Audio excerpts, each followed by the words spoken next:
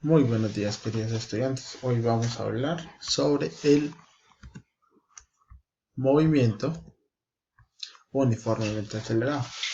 Recordando nuestro video anterior donde decíamos que el movimiento uniformemente acelerado es aquel que nos permite ver la variación de la velocidad en un determinado tiempo.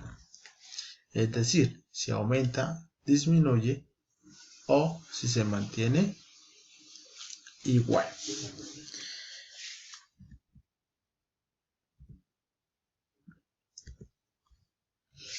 ¿Qué significa la aceleración? La aceleración es un movimiento donde varía la velocidad en un determinado tiempo. Es decir, si nuestro vehículo empieza con una velocidad de 10 metros por segundo cuadrado por segundo, después aumenta a 25 metros por segundo, después a 40, después a 55, esto en 2 segundos cada uno. ¿Qué quiere decir eso? Que el cambio de velocidad ha sido de 15 metros por segundo. ¿Cómo se halla eso? Restando mi velocidad final, en este caso es 25, con nuestra velocidad inicial, que es 10. A eso se le llama cambio de velocidad, variaciones, y se denota con este triángulo. Se llama delta. Entonces la variación de la velocidad es de 15 metros por segundo. A eso se le conoce como aceleración, cuando hace esos cambios y no se mantiene constante. Ahora vemos que esta velocidad, que esta aceleración es constante porque las variaciones, es decir, las diferencias entre cada intervalo de tiempo son las mismas, 15, 15 y 15. A eso se le conoce como movimiento uniformemente acelerado, es decir, que se mantiene.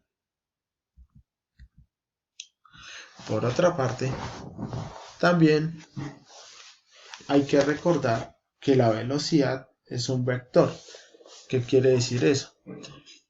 Que cuando tengamos valores positivos o negativos, no quiere decir que esa sea la magnitud de la aceleración. En otras palabras, cuando tengamos, por ejemplo, una aceleración de menos 5, se refiere a que la magnitud es 5, pero está desacelerando. Ese signo negativo hace referencia a una desaceleración, o sea que está frenando. Entonces, tenemos que cuando la aceleración es positiva, o sea, valores mayores que 0,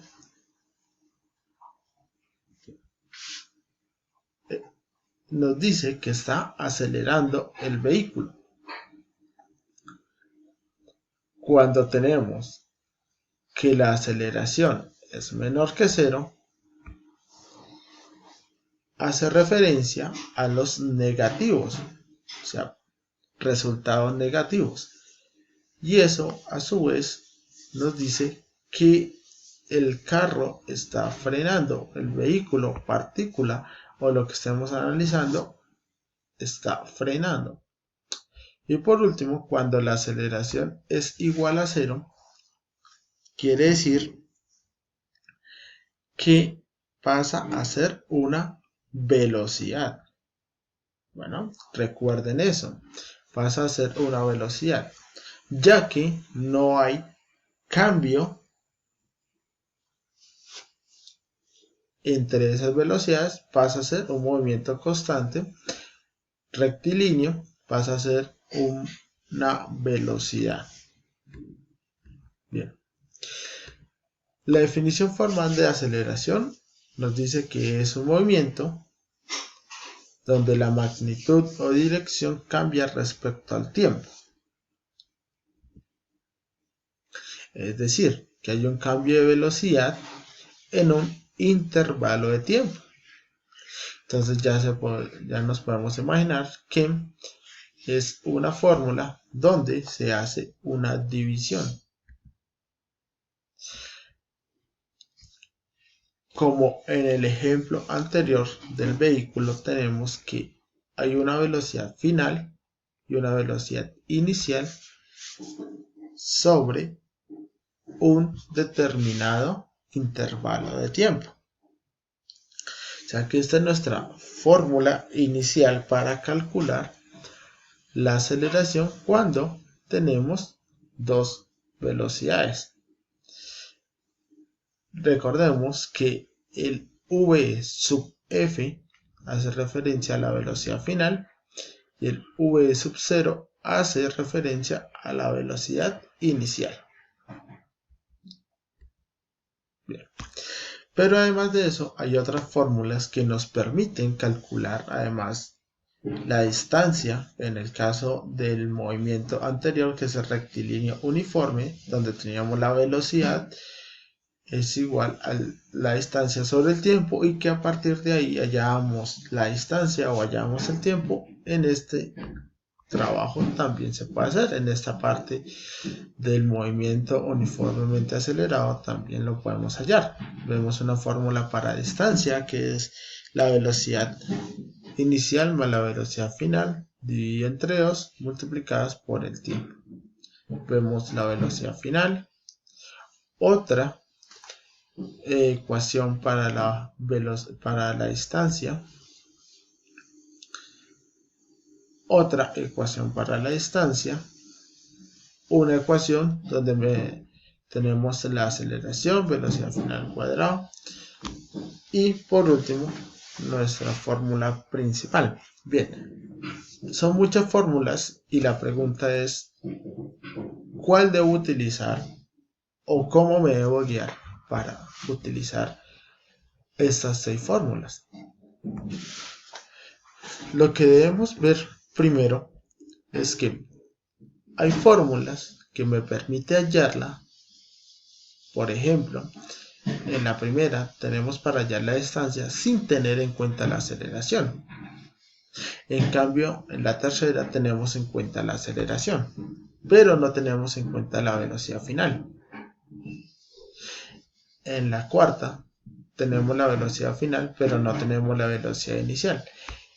A lo que me voy refiriendo es que yo tengo que tener la lista de datos que me da el ejercicio y verificar en qué caso se cumple la fórmula, es decir, cuál es la fórmula que más se ajusta a la cantidad de datos que me dio el ejercicio. Otra cosa importante es cuando vaya a encontrar, por ejemplo, la distancia y también me pidan en el mismo ejercicio la aceleración, es importante tener en cuenta que debo utilizar fórmulas que no me utilicen la otra variable que me piden. Es decir, si me están pidiendo distancia y aceleración, tendría que utilizar la primera fórmula para hallar distancia, ya que no involucra mi aceleración, y podríamos hallar con la segunda fórmula la aceleración o con la última fórmula la aceleración, ya que no incluye la variable distancia. Esos aspectos son importantes para saber mejor cuándo debo utilizar cada fórmula de estas. Bien. Ahora vamos a nuestro ejercicio número 1. Nos dice, un tren reduce de 60 a 20 km por hora en un tiempo ¿sí? Que reduce la velocidad en un tiempo de 8 segundos, pues encontrar su aceleración. Ahora bien, primero vamos a ver que reduce, es decir, que si disminuye, vamos a encontrar un resultado negativo. Por otra parte, dice encuentre la aceleración. También podríamos decir que se va a desacelerar. Bien, porque tenemos de 20 y de 60 a 20, entonces va a reducir, ¿cierto? Entonces, primero los datos. La velocidad inicial.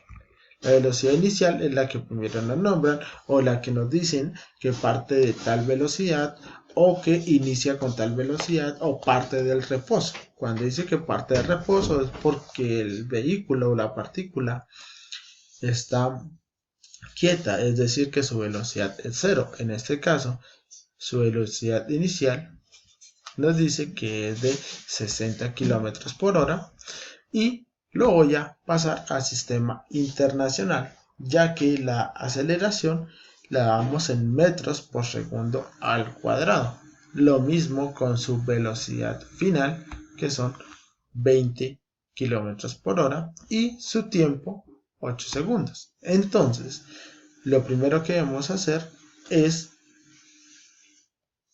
hacer la lista de los datos que me da el ejercicio y buscar una fórmula, ¿cierto?, que nos permita encontrar lo que nos preguntan, en este caso de la aceleración. Y voy a utilizar la fórmula general porque utiliza las dos velocidades y el tiempo, o sea, utiliza todos los datos que me dan. Bien. Las demás fórmulas pues no las puedo utilizar porque pues no tenemos distancia y la distancia pues no nos la dan en el ejercicio. Ahora bien, colocamos mis datos, los coloqué de acuerdo a mi ecuación. Velocidad final 5,56 metros, velocidad inicial 16 metros. Eso quiere decir que nos da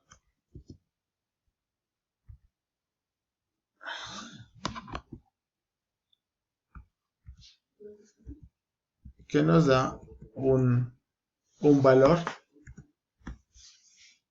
de 1,39.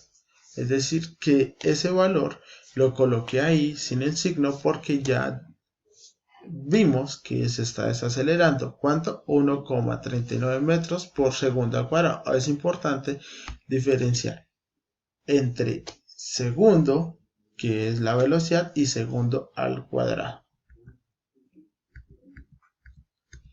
Por último tenemos otro ejercicio. Nos dice que una lancha de motor parte del reposo, o sea, su velocidad inicial es 0, y alcanza una velocidad de 15 metros por segundo, o sea, su velocidad final. En un tiempo de 6 segundos, ¿cuál será su aceleración y qué tan lejos viajó? Tenemos nuestros datos, las variables a encontrar es la aceleración y la distancia. Utilizamos una fórmula donde no implique la distancia para hallar su aceleración, en este caso también en nuestra fórmula principal, y vemos que tenemos la velocidad final, que es 15 metros, menos la inicial, que es 0, por eso no se incluye aquí. Vemos que es 2,5 metros por segundo al cuadrado, su aceleración, o sea, por unidad de tiempo. Y la distancia también la utilizo con una fórmula que no me implique la aceleración, y vemos que tenemos que la distancia son 45 metros por segundo. Y de esa manera vemos nuestro movimiento uniformemente acelerado y sus particularidades, diferencias contra o versus la velocidad.